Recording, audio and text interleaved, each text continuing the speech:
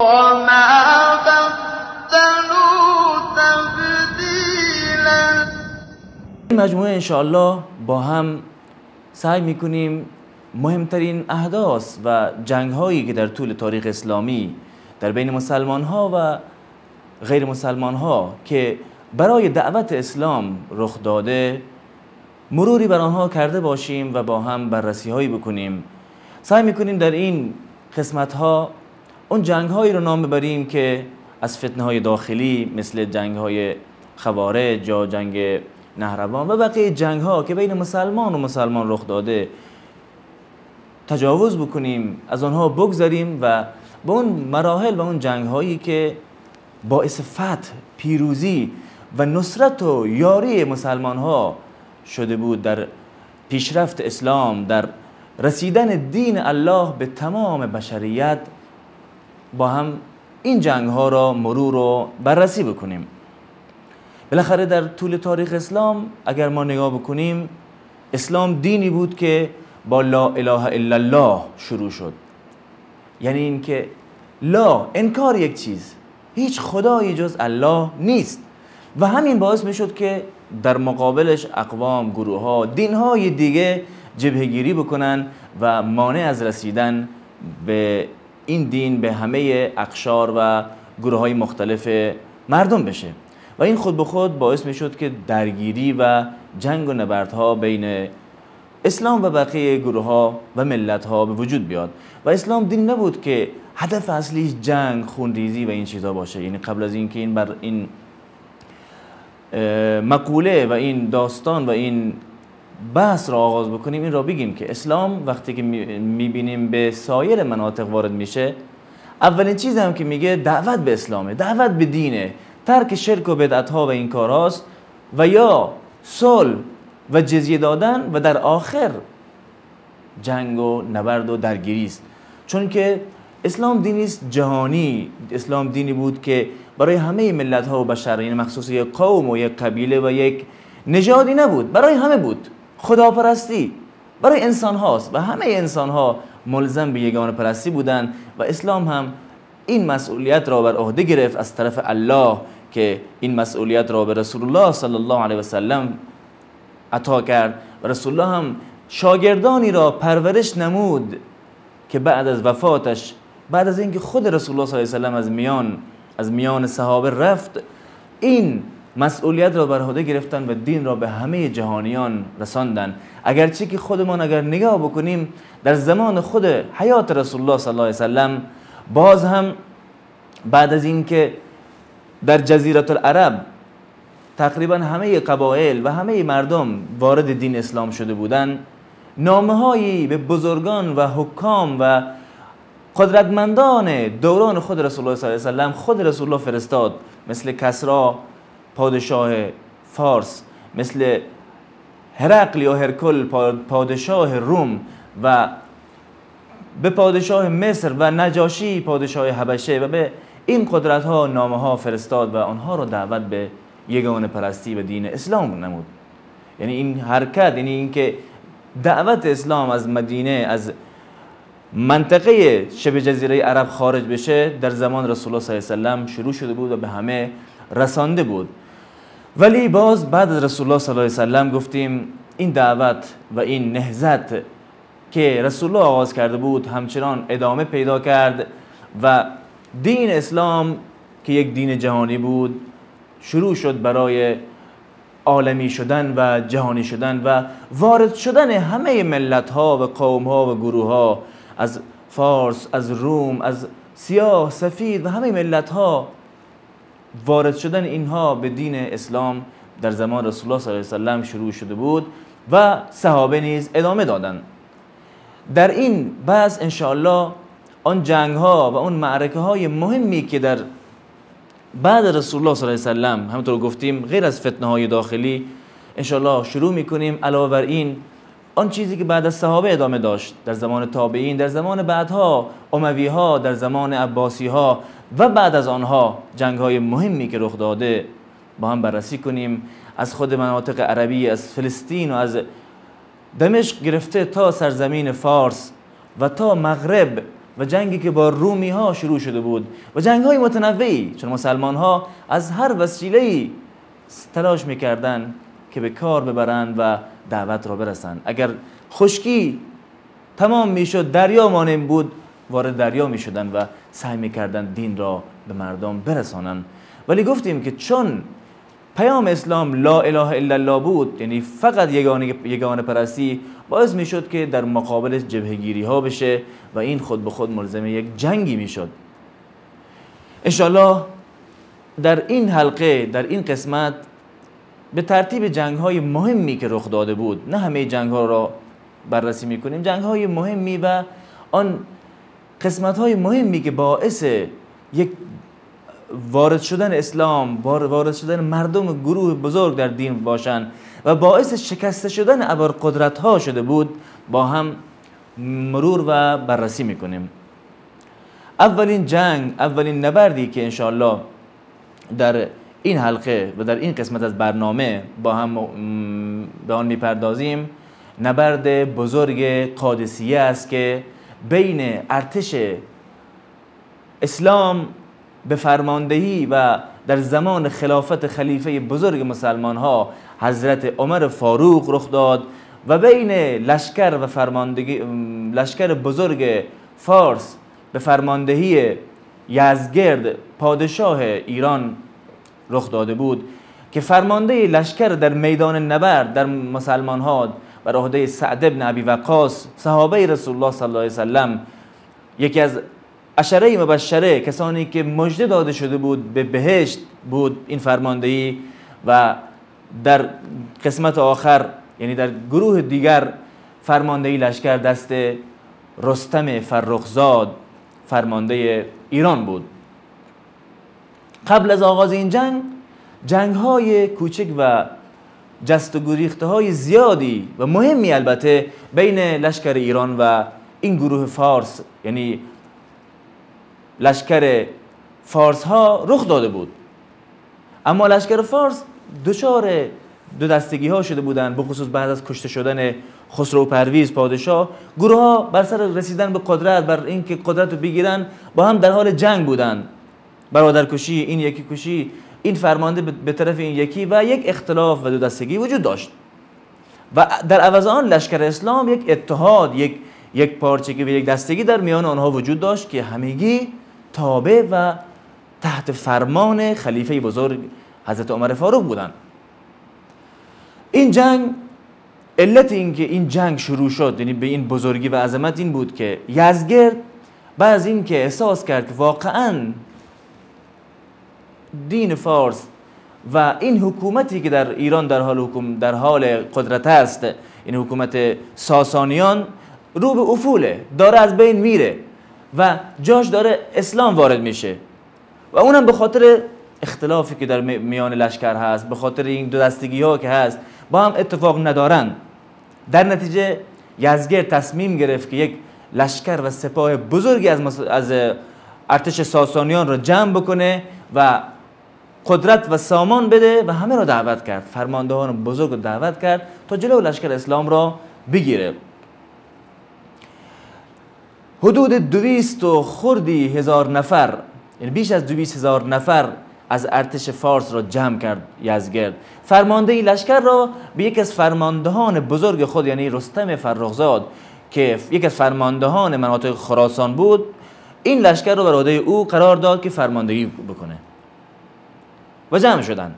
در عوض مسلمان ها هم که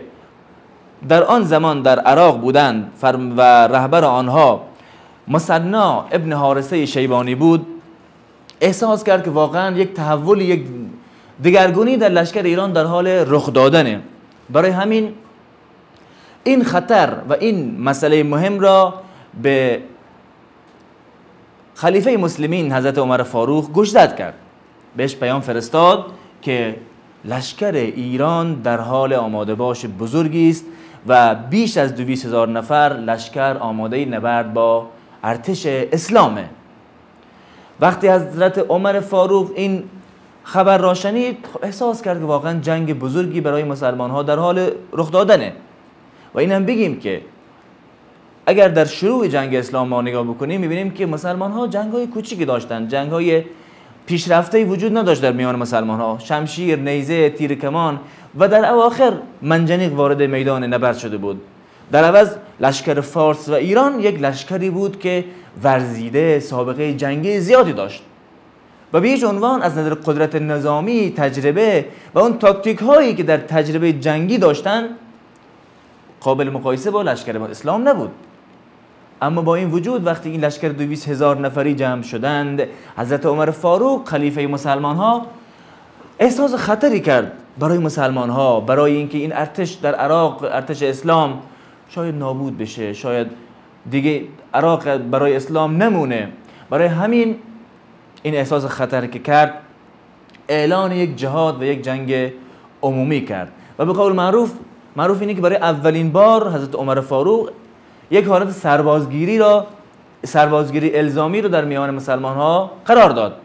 اما نه به این صورت، یعنی بالاخره میگن که اعلان کرد که از هر قبیله‌ای، از هر گروهی یک تعدادی از لشکرش را بفرسته برای شرکت در این جنگ و غیر از داوطلب‌ها. یعنی بخصوص از قبایل مهم و معروف جنگجوی عرب، بخصوص قبیله نخع، بجیله و ربیعه که از آنها تعداد مشخصی سرباز طلبید. علاوه بر این قبیله ها،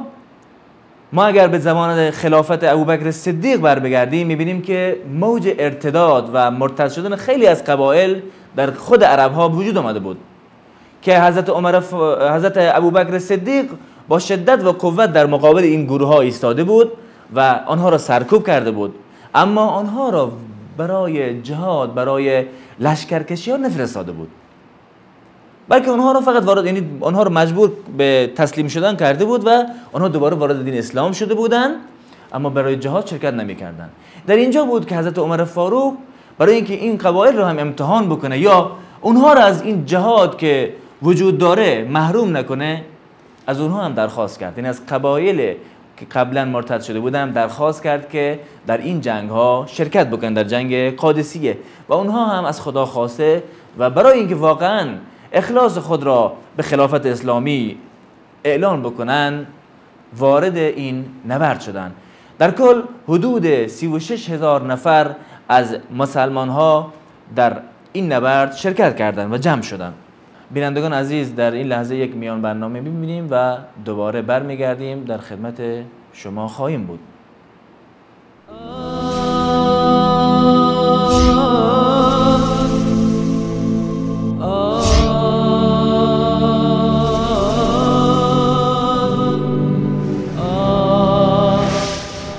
وصال حق، تابشی از قرآن و سنت. قل هل من شركائكم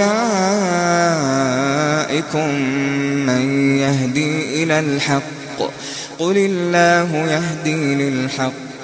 أفمن يهدي إلى الحق أحق أن يتبع أم من لا يهدي إلا أن يهدى فما لكم كيف تحكمون. بگو آیا از معبودانتان کسی هست که به سوی حق هدایت نماید؟ بگو الله به سوی حق هدایت می کند. آیا کسی که به سوی حق هدایت می کند بیشتر سزاوار پیروی است یا کسی که تنها در صورتی هدایت می یابد که او را هدایت کنند؟ شما را چه شده؟ چگونه داوری می کنید؟ با عرض سلام و خسته نباشید مجدد. گفتیم که لشکری حدود 36,000 نفر از مسلمانان هم جمع شدند. حدود 313 نفر از صحابه که 70 نفر از آنها از اهل بدر بودند در این نبرد شرکت داشتند و 700 نفر هم از فرزندان صحابه در این جنگ حاضر شدند. در ابتدا خود حضرت عمر رضی الله عنه قصد داشتند که فرماندهی این لشکر را بر عهده بگیرند، چون احساس کردند که واقعا جنگ سخت و مهمی برای مسلمان ها در حال وقوعه، باعث شد که تصمیم بگیرن خودش در این جنگ شرکت بکنه. برای همین حضرت علی را به عنوان خلیفه و جانشین خود بر مدینه انتخاب نمود و به لشکر پیوست. اما بزرگان صحابه عبدالرحمن ابن عوف و خود حضرت علی با این مسئله مخالفت کردند و به حضرت عمر پیشنهاد دادن که در مدینه بمونه، خودش از دور فرماندهی رو بر عهده بگیره، به جایش کسی دیگه بره. و چرا؟ گفتن که این جنگ سختی است که در حال وقوع است بین مسلمان ها و ارتشی غیر از اسلام، ارتش فارس و ساسانیان، و اگر خلیفه خدای نکرده در این جنگ کشته بشه، فرماندهی بزرگ اسلام در میان مسلمان ها از بین میره و خود به خود ضعف و ناتوانی و ناامیدی در میان لشکر اسلام به وجود میاد. حضرت عمر هم با این مسئله موافقت کرد و قبول کرد که کسی دیگه به جاش فرماندهی را بر عهده بگیره. اتفاقی که برای این فرمانده جدید که به جای خلیفه باید به این نبرد بره کسی نبود مگر اینکه همه اتفاق کردن بر کسی که عبدالرحمن ابن عوف آن را پیشنهاد داده بود، یعنی سعد ابن ابی وقاص، چون جدارت و شایستگی خود را در جنگ ها نشان داده بود و میدونستن که واقعا مرد این میدان و این نبرده. در ماه صفر سال 14 هجری حدود 36,000 نفر از ارتش اسلام در منطقه‌ای در عراق به نام قادسیه جمع شدند و در طرف دیگر لشکر 220,000 نفره و در بعضی روایت ها لشکر 120,000 نفری فارس نیز به فرماندهی رستم وارد این میدان و این صحرا و این جای نبرد یعنی منطقه قادسیه شدند. در ابتدا هر دو گروه سعی می‌کردند که وارد جنگ مستقیم با هم نشن، اگرچه که گفتیم پیام و دستور و دعوت اولی مسلمان ها شروع جنگ نیست. اول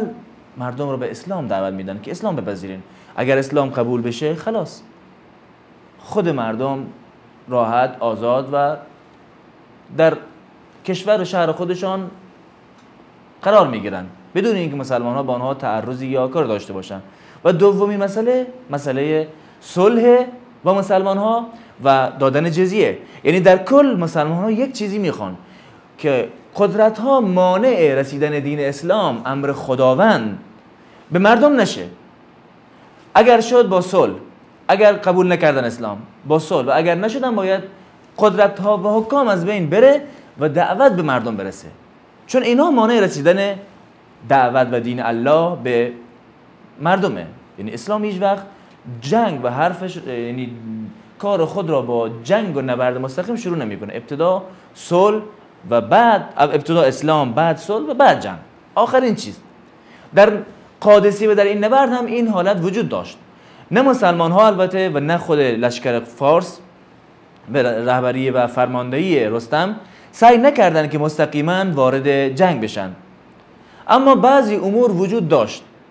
بخصوص وقتی که مسلمان ها قبل از این هم قسمت های زیادی از عراق که جزء کشور ایران بود و گرفته بودن. همین امر باعث شده بود که خیلی از ایرانی ها در دین خودشون باشن ولی تابعیت مسلمان ها رو قبول بکنن، یعنی قبول بکنن که جزء شهروندان غیر مسلمان در کشور اسلامی زندگی میکنن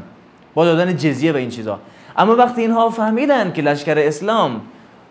با لشکر فارس در حال یک نبرد بزرگه، شروع به سرپیچی کردن، از تابعیت مسلمان خودشون بیرون آوردن و یک نوع پررویی و احساس قدرت در خودشان دیدن. این هم باعث شد که مسلمان ها رو در تنگنا قرار بدن همین گروه ها و یک نوع تحریم اقتصادی برای مسلمان ها که معمولا از جای دیگه اومده بودن به وجود آوردن.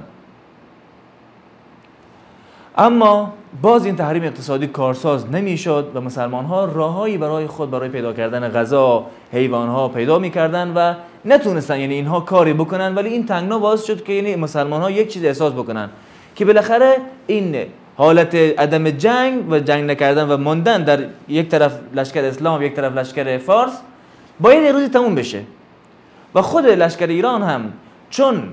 میدیدن، یعنی رستم هم چون که میدید که بالاخره لشکر فارس شکست هایی خورده بود و این گروه هم که خودش میدید دیگه در میان آنها بود، با هم متحد نیستن، اختلاف هایی دارن، یه روزی از هم پاشیده میشه، سعی میکرد که یعنی میفهمه که زود از هم پاشیده میشه، سعی میکرد مستقیم وارد جنگ نشه بلکه مذاکراتی رخ بده. در ابتدا یزدگرد که در این میدان نبود طلب مذاکره میکرد و سعد ابن ابی وقاص حدود 6 نفر را به عنوان سفیران مسلمان ها فرستاد، یک هیئت 6 نفره‌ای برای گفتگو و عرضه کردن مطالبات مسلمان ها به نزد یزدگرد فرستاد. اما مسلمان ها وقتی که ارائه دادن نظر خودشان را و گفتن که مثلا ما مسلمان ها این دعوت ماست، یگانه پرستگی خدا، بیرون آمدن مردم از شرک و بت پرستی و فقط الله را عبادت کردنه، اگر این کار نشد یعنی وارد اسلام خلاص، اگر این کار نشد صلح، عدم جنگ، وارد جنگ نشدن و جزیه دادن به خاطر اینکه تحت حمایت و سرپرستی لشکر اسلام قرار میگیریم. اگر باز هم این قبول نشد آخرین راه اینه که مستقیم وارد جنگ بشیم و راه دیگه وجود نداره. و گفتن که اگر بالاخره جنگ ادامه به جنگ داشته باشه ما ترسی نداریم، چون هدف ما رساندن دین الله است و اگر کشته شویم شهیدیم و اگر هم پیروز معرکه شویم تونستیم که دین الله را به یک گروه و یک ملتی برسانیم. یزدگرد از سپاه و این گروه مسلمان ها، از این هیئت مسلمان ها استقبال خوبی نکرد، بلکه به صورت تحقیر، به صورت توبیخ، به صورت تهدید از اینها استقبال کرد. یعنی این هیئت و این مذاکره هیچ نتیجه‌ای در بر نداشت، بلکه باعث شده بود که یزدگرد یک عرض اندامی کرده باشه در مقابل لشکر اسلام که به اونها نشون بده که چقدر قدرت و کاخ و نمیدونم طلا و این چیزها داره و چقدر قدرت داره. ولی خیال نمی کرد، یعنی احساس این رو نمیفهمید که این لشکر و این هیئتی که اومده برای مذاکره اینها شاگردان و دست پروردگان رسول الله صلی الله علیه و سلم هستند و این چیزها به خوردشون نمیره و یک زینت و یک ظاهر دنیا اونها را فریب نمیده، بلکه این که این شخص مثلا غیر الله را میپرسته این باعث میشه که دلشون بسوزه و مهم براشون عقیده و دینی بود که باید برای یزدگرد و اهل فارس میرساندن. در اینجا به پایان این قسمت از برنامه رسیم. انشالله در قسمت آینده ادامه نبرد قادسیه را پیش میبریم و با هم مرور میکنیم. تا یک دیدار دیگر همه شما را به الله متعال میسپاریم. السلام علیکم و رحمت الله و برکاته.